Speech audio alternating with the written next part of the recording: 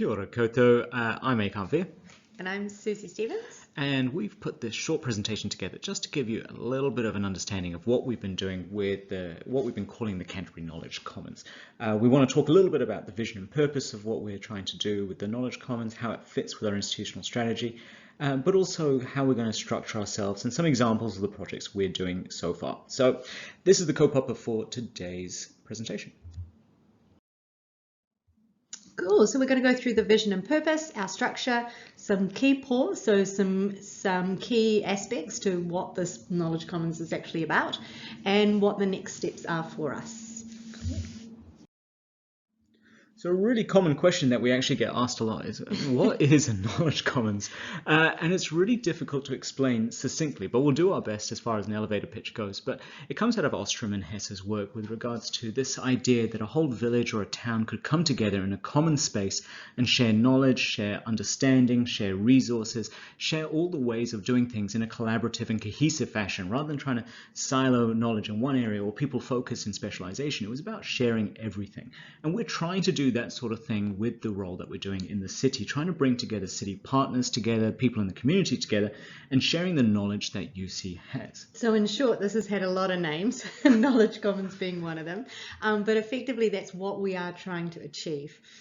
Yeah, so one of the problems that we face in a modern context is, as much as we might want to share knowledge and data and information, we can't do that without compromising a lot of privacy issues and tino rangatiratanga with regards to identity and sovereignty of data. And so we have to find ways that we can share knowledge, we can share understanding and resources and learning without compromising those things. And that's what we're trying to achieve. Now, we're in about, I'm in the start of month three, I think, of this. So I've been working on this for 2 months. Susie hasn't officially started. I've just kind of come on board and I've joined the team in the last week or so and still transitioning into this. And I think this is kind of part of what people are asking is what is this Knowledge Commons, but also who's involved and what is it going to look like and how can I take part? Yeah, and we want to take you on this journey because we need everybody's help. We want to bring you on early so you can understand what we've been trying to do, what we're trying to achieve,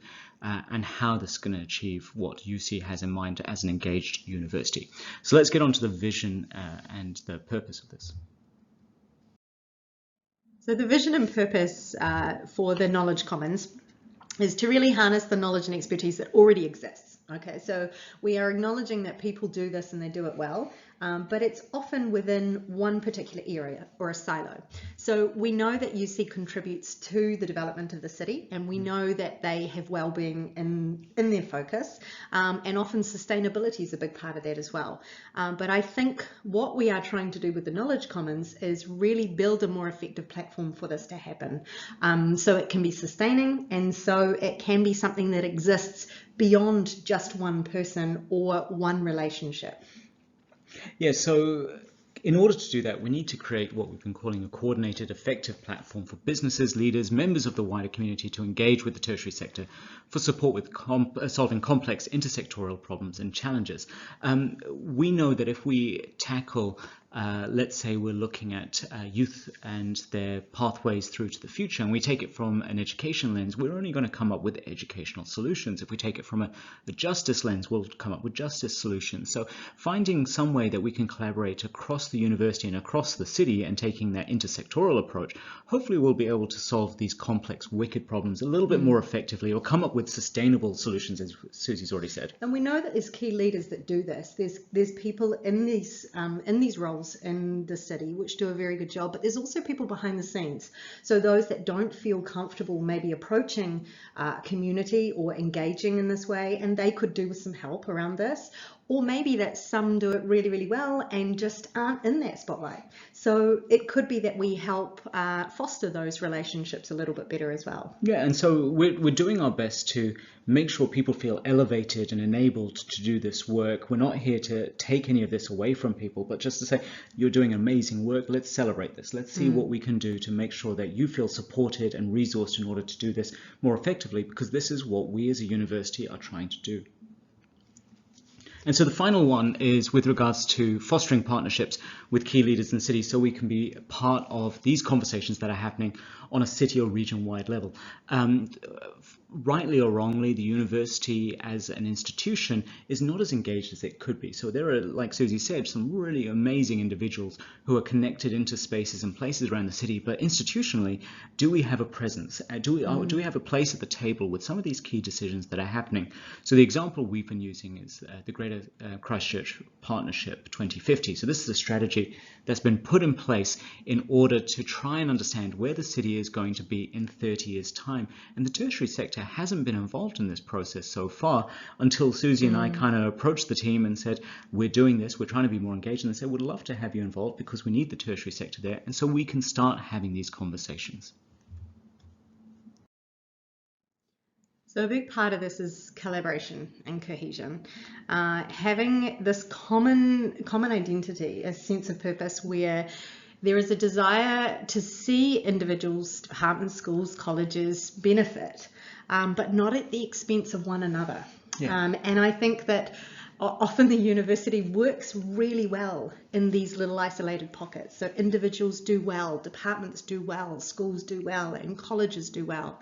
But often we don't really have a sense of how this looks, how success looks as a complete university. Yeah, and we definitely don't want to get to a point where we see individuals or smaller groups saying, this is where I thrive and no one else can have access into it. Yeah. If we're benefiting the whole collective, then everyone benefits.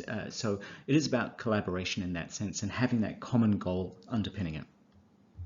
Another part of this is sense of belonging, so figuring out where you fit and where you can contribute. And we want this to be a really inclusive space. We want people that feel like they have something to contribute, to add value to the Knowledge Commons, that they can come forward, they feel safe doing so, and they feel like they are part of this journey without compromising who they are. Yeah, and not everyone's going to want to be part of this, and that's absolutely fine. We're not here to dictate what you can and can't do.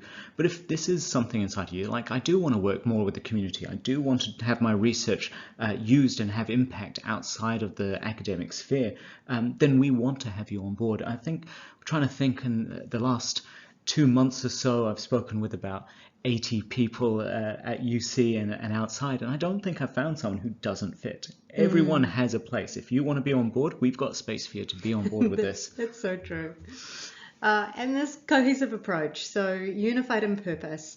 And I think that this access for engagement, regardless of who we're working with, is something that we want to prioritize. And some of the feedback we've had so far is that people find it very confusing to work with the university. It is a big organization and it's a complicated place. And so I've been at UC for about 10.5 years. Susie, you did your PhD here. On and off since about 2008. So and I still don't understand everything at UC. So it's almost impossible for someone from the outside to understand what's going on. But we've had people who said, I really want to have an intern work in my organization, and they don't know who to contact, and then they contact someone and they said, no, you need to contact someone else, and then they have a different process and they try to do it another year and they've got a completely different process.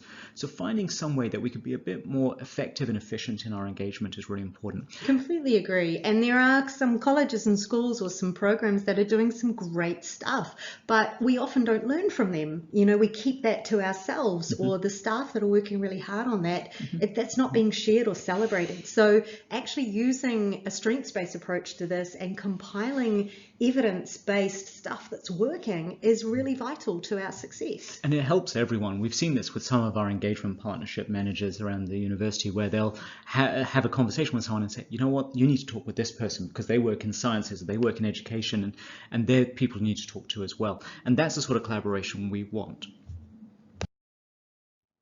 So one of the big questions that we have had is, how does this actually work? What does it look like? And what's the structure? Yeah, so we're trying to keep the operational team that does the day-to-day mahi reasonably lean. So we'll have a director, we'll have a data manager to protect any data that's shared with us, some RA admin support, and a strategy or operations lead who can keep us grounded, make sure that the partnerships are strong, and make sure that we are achieving the goals that we have put in place. Now, above us, governing the work that we do, will be a governance board, and that governance board is made up of the different partners from the city. Those people that we've spoken to already, but also also people that want to co-invest in this to engage more with this project that we're doing and find those solutions to those complex problems that we're seeing in our city. Now, the actual mahi around those problems are going to be done by these things that we're calling project or knowledge leads. Yeah, so a knowledge lead will work similarly to like a research grant, right? Okay, and they might actually be connected with a research grant. They'll have their teams and they'll be operating in an area of expertise that they're familiar with. But they can come and go depending on what's required from these big picture questions from partners in that Knowledge Commons team. Yeah, so I've heard the term start and finish group before, this idea that there's a definite start point and definite finish point. Once they've achieved the goals that they have been set out to achieve, they go away and that's the end. So we as the Knowledge Commons, that central part, will do our best to try and engage with those project leads and those knowledge leads in order to try and achieve those goals. Now, in order to do that, to really understand what's going on in the community, we obviously need to consult and we need to be engaged all the way through. So we'll have community consultation groups, those people that we're meeting with on a regular basis in order to try and make sure that we are achieving the goals that are faced by the community, and the governance board will be doing that as well. But also internally, we want to partner with people who are excited about being an engaged university and hear from you as well. So we want to talk a little bit about 4 different polls that the partners have asked us to look at. And the first one is this idea of building a citywide narrative. The idea being that we don't need a slogan for the city or such. You know, we've got the Garden City, and we've heard the city being used as a city of exploration and adventure or something, which I'm not sure if any people really know, but that's been in place for a couple of years now, 2 or 3 years. But it's not about marketing slogans. It's about building this identity and this common sense of belonging in the city. Because if we can do that, if we can help the partners come together and say, this is what we as a people are and who we represent, then it makes it much easier, because when we start to do our outreach from a tourism angle or a university student experience angle or from a health angle, then we can all be speaking the same sort of language. We can start to build passion for the city. What I've noticed as someone who's moved to Christchurch is that so many people love this city. And then you ask why, they're like, oh, I don't really know, but they have this passion and this love inside their heart. So we want to try and extract that a little bit and hear from them as to why that is the case. What are the things that are almost inalienable, they can't get rid of and they can't replicate anywhere else? One of the things I really wanted to bring to the Knowledge Commons is this sense of place. If I could pick this up and move it to Melbourne and it not change at all, then I'm not doing my job. I want this to be grounded in this city and want to be grounded in this region. And so we need to really understand this part in order to push forward with some of the other projects we are doing. The really cool thing too is that we have a variety of voices across campus, and by listening to those, really listening to those and pulling from these multiple perspectives, we start to understand the difference that is in our city and how unique we are. Yep, and going outside the campus, when speaking with our city partners, but also with Mana Whenua, when we're speaking with the average person who's been here all their life or the person who's just moved in the last couple of months, we're trying to tie these things together to find out, well, what is it about Christchurch and the Canterbury region that matters to you? Now, part of this and having this citywide narrative is UC having a physical presence in the city. And this is something we are exploring at the moment. We're keeping in mind the financial situation of what's happening at the moment in the UC and across the whole city, and finding out what's the best way that we can build some visibility and some exposure with the people of Christchurch. Christchurch is a small city, as world cities go, but that 10-minute difference between the city UC campus, the island campus, and the city centre is quite significant. It's not just significant in regards to time, but also metaphorically and abstractly, people feel we're a bit separated. So it's great that we've got Manawa that's closer. It's great that we've got the Arts Centre that's closer, but there's no real presence right in the heart of the city. So we are exploring those ideas as well. The other thing that we got feedback on was around the idea of what constitutes presence. And this was a really cool thing to think about, because you have a physical presence and maybe us being in the centre might draw more attention to UC as a brand, or UC, you know, in terms of who we are. But there are a lot of people that are doing great work, again, that we can amplify to sort of just remind people that we actually have presence in the city, and this is what it looks and feels like, you know, on a different level as well. And we want to get to a space and a place where people don't go, oh, there's something from UC in the city as being a surprise, but it's like, oh, cool, UC is doing something else in the city, and that's cool. That's normalized, and so that's where we're moving with our presence.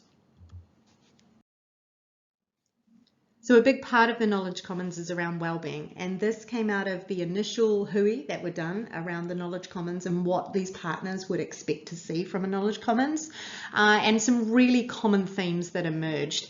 This shared knowledge, skills and expertise, the protection of data, but all of this for equity and wellness. And these were central concepts. So any problems, any big picture research questions that were going to be targeted were connected to wellbeing, and being really purposeful about returning knowledge to the community. Yeah. And what we mean by this is, I can share the example of Child Wellbeing Research Institute. So we had a Pacifica hui where we connected with the community, and we actually went to Esk Church, and we engaged there with community leaders and Tufalasi, shout out if you're listening. But it was really great because it was being able to return knowledge when UC was actually quite inaccessible. The parking was difficult, finding the space was difficult, and it made a lot more sense to actually go out into the community to return that knowledge, those findings that we had been working so hard on, but also connecting and learning from the people that we had been researching with. Yeah, totally true. And if you follow the ref in the UK or what's happening in Australia with their research evaluation, they are incorporating external non-academic impact more and more. So it's great that we're having academic impact, and we want to encourage that, we want to continue that. But if there's a way we can also translate that or return that knowledge in a way that's accessible to the average person who can use that knowledge, and to make a change that is impactful in the community, then we're here to enable that and resource that as well. And big questions here around, but we have to publish. Yeah. We have to publish in these journals at these really high levels, and we get that right.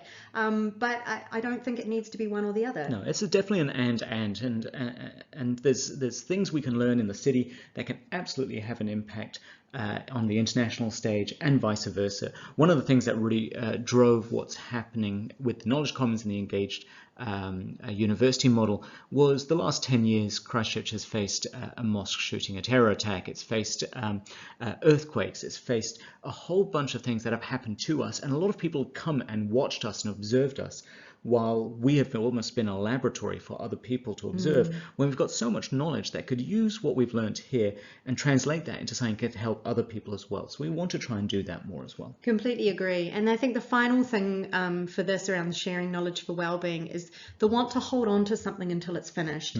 And we have a moral and ethical obligation to, if there is data that can influence practice and policy, then we need to be sharing that with our communities very openly and respectfully giving that back, so that can actually make a change. Yeah, and one of the ways we're doing this as a really easy win for us, some quick runs on the board for us, is what we've been calling the 150 projects of impact, where we're trying to take 150 projects that are happening right now at UC that are having an impact in our community. So we've got a couple of examples here. And so these are just a couple that we've thrown together to show you the sort of look and feel of what we're talking about. This idea that we can take what can sometimes be a very complex topic and a very difficult thing to explain, and turn it into, well, what was happening, what happened, who was involved, why should anyone care, and how can you learn more? Simple as that. Did you include an example with yourself in it? I may have included an example of myself because we know that we need to have consent to have these things put out, and I don't really have time to talk to a lot of people. But we've got a whole bunch of these that we're using, and we've used Gail as well because we love Gail and the work that she does. And she won't hold us against us, I'm sure. Yeah, so if we can use these as a way of trying to explain to the average person in the city, this is the stuff that is happening and can make your life better, then come and talk to us and we'll do some more of that sort of work. So we want to present these in a couple of ways. We want to present these physically. I know we've got issues with regards to sustainability and cost, but at the same time, we also know that when there's something physical, that tangible aspect becomes much more ingrained into someone's use and daily sharing ability. They can pick something up and pass pass it on to a friend. So we want to have a screen with maybe all 150 there, and someone could pick up all the engineering topics or all the arts topics or all the topics to do with whatever and share them with their friends. We also want to have a digital platform where people can search for it and say, I want to learn all the projects to do with mental health and well-being in the city. I want to hear all the projects to do with engineering. I want to hear all the projects to do with youth, and we can filter it by that. So some other things that UC has as far as resources go that maybe not many people out in the community know about is some really amazing, powerful tools. So we have access to Stats New Zealand's integrated data infrastructure, and that is some really powerful databases that have been amalgamated together on individual level data, and so you can match up justice knowledge, justice data, as well as Ministry of Health data, as well as education data, and you can have this all analyzed together in a very, very powerful way. It does require a lot of SQL knowledge and understanding of databases, and it's very locked down with regards to who can access it.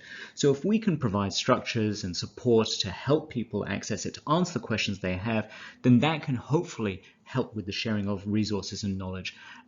We also have some amazing people on campus who do some visualizations and data visualization. So we've met with the data science team on campus, and as well as the Geospatial Research Institute, and big shout out to Simon and Malcolm in particular, who've been doing this a lot and giving us some really cool visualizations of data and showing how this data doesn't have to be on the individual level, but it can be on the suburb level or something a little bit more amalgamated, so that we can start to look at trends across the city without compromising individual data privacy or sovereignty with that. So we're going to show you an example of something that Malcolm threw together for us.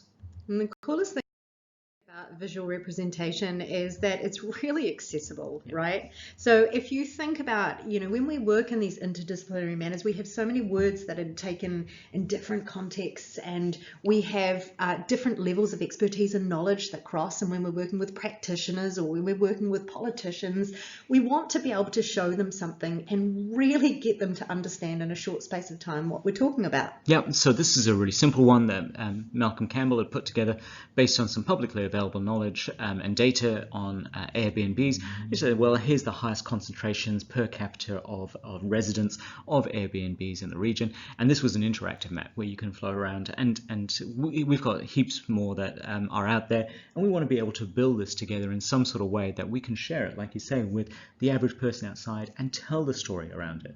The data on its own is just data. It's how we use it and how we form it and how we present it in a way that tells a narrative and a story that is going to help the city. That's a really good point about data being data. Oh, sorry, I said it different.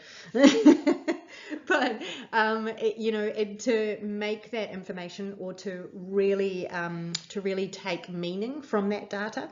And I guess this is where the risk comes in, because people did question around data and risk and use of shared data and how that data would be interpreted. Yeah, and this is where we're working closely with the data science team, as well as some of our people from arts and the ethicists out there, to understand just because we can do something, just because we can take data, doesn't mean we should take it, doesn't mean we should be sharing it, and finding where those limits are, not just what can be done, but what should be done and how it can be used. Even though we might bring an equity and ethical lens to the interpretation and presentation of that data, doesn't mean it's been collected in an ethical or equitable way. We need to make sure that we understand how the data has been collected, how the questions have been asked, how it's been sourced, and how it's been used over the years. Because the last thing I want to do in particular is to put together all these data sets and cause harm.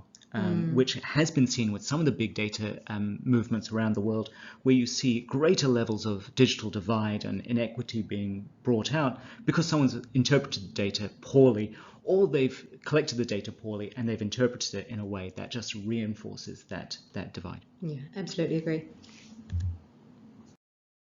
So one thing I think we're all fully aware of is how tough it's going to be for small and medium-sized enterprises in the city. Post-COVID, it is going to be rough on a lot of people. We know it's going to be tough at UC. We know it's going to be tough at some of these big organizations. But a multi-million-dollar multinational organization is going to lose lots of money. But it's not the same as the stories we're hearing of the person in their mid-50s who has only ever done one thing, and now they're about to lose their business. And the likelihood of them being able to retrain and start again is very low. So they're not only losing their business, they're losing a lot of their identity, and they're losing their chance to actually have a happy and enjoyable retirement.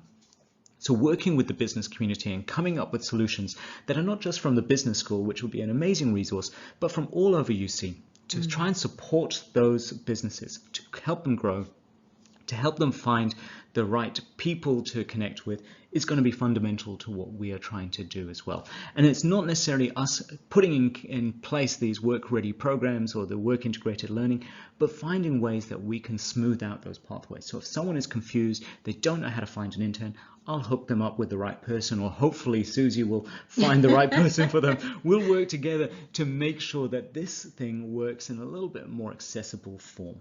Yeah, I mean, if you think about the role and purpose of a university, right, there's not many that just stay in a university and continue on this academic pathway. That's a really small percentage.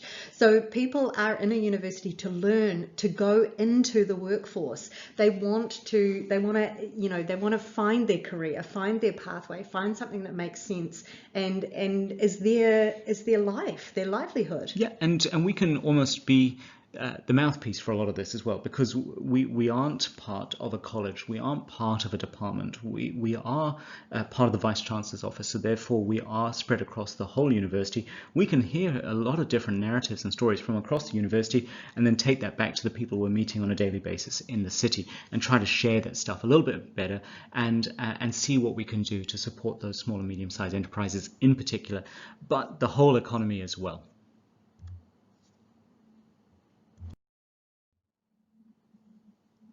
So a big part is, as well as business, is this education and skills pathways that I kind of touched on before. But I think when we think about our rangatahi and our tamariki, what was that stat that... So Canterbury has the fastest growing under 8 population in the country. So the CDHB just recently shared us with, these figures on the growth rate. And I think that we quite often don't think so much about our children and our youth when we are making decisions about these education and skills pathways, but that's a huge stat. Yeah, so those under 8s right now, in 10 years' time, they're going to be looking for jobs or further education, and I love shovel ready because it pays the bills. I love that we had a construction boom because so many people found gainful employment and did very well out of it.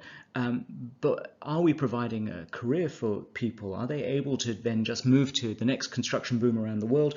Or is there a place and a space where those people can stay in Otatahi and thrive, doing something that will give them a long-term career? And this is where we can try and provide some guidance. So those are the 4 sort of po that we're looking at. This idea of a citywide narrative, the sharing of data and knowledge for well-being, supporting the business recovery, and then this idea of where are the ways that we can support or create long-term education and skills pathways for our youngest. And just to remind you that these came from not just UC, but our partners. So the people that are looking to invest in this and come on board, and these really major players around Christchurch. And we can attack these now from multiple lenses and from multiple perspectives to try and provide solutions that will help all the people who are partnered with us, but all the people hopefully in the city as well. And so we've got some examples of some projects that are already on the go from the last couple of months that we've been working on to show you the sort of examples of projects that we are doing.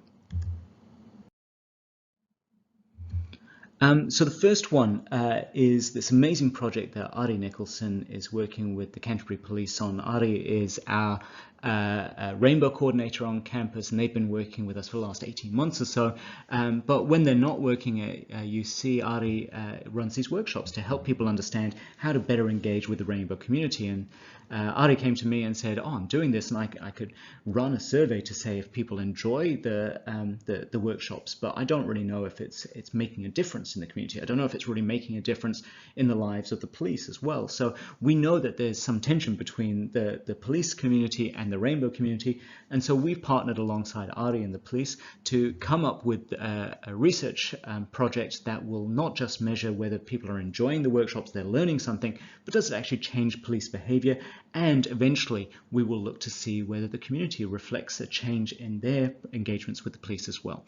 So by partnering with what's happening on campus, with some amazing RA support that we've got as well, and the support from the police, right from the senior management team and the district commander saying, we need this to happen and we need you to tell us whether it's working and how it can work, we are showing some real value already. Another project that is bubbling away, and it's getting to a point where we're starting to collect data here as well, hopefully in the next few weeks, is working with the migrant families in New Zealand education system. So a good friend of mine works for the Ministry of Education, and she came to me and said, we have these culturally and linguistically diverse communities in our city, and they don't really feel that they understand the New Zealand education system, and they don't know what NCA is. And I said, well, I don't really understand what NCA is either. I would love some help with this. But she's put together these hub hui, she's calling, where she can bring together all these different members of the culturally and linguistically diverse community. So there'll be one for the Muslim community, for the Pan-Muslim community, one for the Ethiopian and Eritrean community, and they will really wrap around some really cool culturally and linguistically diverse and culturally appropriate support to help them understand the New Zealand education system. So I met her recently, and I asked her, one of my questions was to her, is how big is your team? What's the support that you have around this? And she said, I am a team of one. I've been seconded for a year to fix multiculturalism in the city of Christchurch. Oh my goodness, I couldn't even believe it. But I think that this is where these relationships are so vital, and these partnerships are so vital, because with the support of the Child Wellbeing Research Institute, for an example, and bringing together with the Ministry of Education and having her and having the skills and expertise that we can provide from a UC in terms of high-level research, we can help her out with this. And if we had someone on campus that was really passionate about this and really wanted to do it, that's great. But unless they had someone on the inside who has built those connections and had that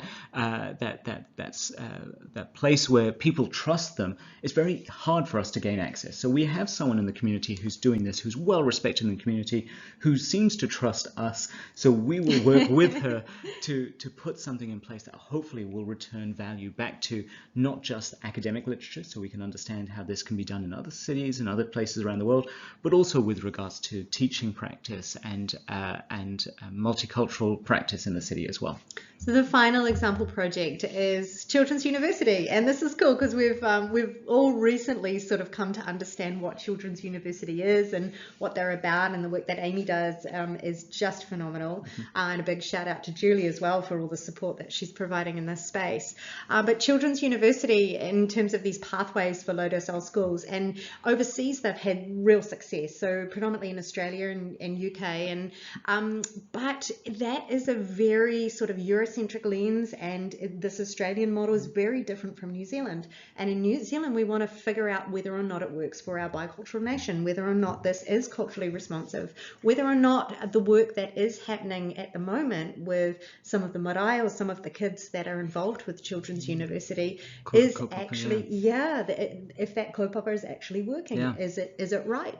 So again, this is another collaboration with the Child Wellbeing Research Institute, Christchurch City Council, Ministry of Education, and Children's University. Coming together. And it's great because we've been chatting about, I think we're looking at getting a PhD student involved to have this long-term relationship with CU, as well as the different partners. But when Amy talks to her friends in Australia about this, they're like, oh, we need to get one of those. How do we get one of those? People are, Amy's come from Australia to launch it in New Zealand. And her Australian counterparts are jealous of her now. And that's an amazing thing to do, just with a tiny bit of collaboration and a tiny bit of support that can get people excited about this engaged model. So those are just 3 really quick examples. And as of, I think, about 4 o'clock this afternoon, I counted 22 different projects that we have been able to activate. And that's based on both mine and Susie's relationships around the university, as well as other people that have bumped into us. So just imagine what we can do when we get more people on board, we get more people excited. Absolutely. And as more people start coming forward, because at the moment we're drawing from people that are vocal or that we know are doing good work in spaces, or research institutes is another place where we're really drawing from.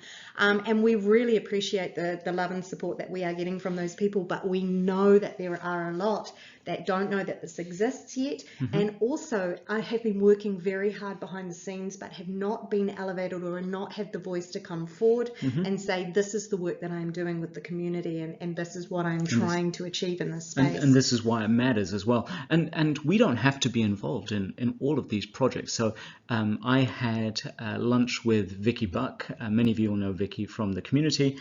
She and I have known each other for a while, and she said, I want to talk to you about this thing. Come and have lunch with me. And she suddenly surrounds me with a couple of principals from local schools, and she told me about this project about having a completely carbon neutral campus in the city based in the red zone, and how excited she was, and she wants the university to partner. So I fired off an email to about 3 or 4 people who work in this space, because I don't work so much in this space.